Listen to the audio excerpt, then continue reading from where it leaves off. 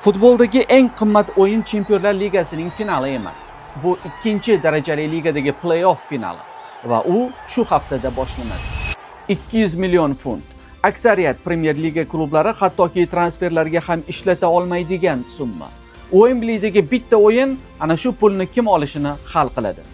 Va tabiiyki finalga yo'l yarim finallardan boshlanadi. Va bu yarim finallar juma oqshomida bo'lib o'tadi. 4 ta klub, lekin 4 xil tamoman farqli hikoya.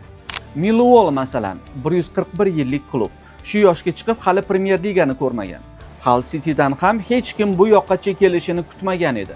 Ular oxirgi turdagi o'yinlardagi natijalar sabab davraga qo'shilib qoldilar. Southampton bu klublar orasidagi eng pishig'i, nimani yo'qotayotganini aniq biladi. O'tgan yili ular Premier Ligadan tushib ketgan edi. Bu yilgi mavsumda esa 19 ta o'yindan beri mag'lubiyat nimaligini bilmaydi. Middlesbrough esa tushunarli, oxirgi 10 ta o'yinning 8 tasida g'alaba qozona olmayapti. Vaholanki, ularni Wembley finalidan bor yo'g'i 2 ta o'yin ajratib turibdi. Futboldagi eng qimmat o'yin dunyoning aksariyati yaxshi bilmaydigan klublar o'rtasida o'ynaladi. 4 ta klub va 4 taqdir. Wembley 23-may. Faqatgina bitta jamoa Premier Ligaga chiqadi. Ko'zingizni uzmang. Ta'qibda qoling.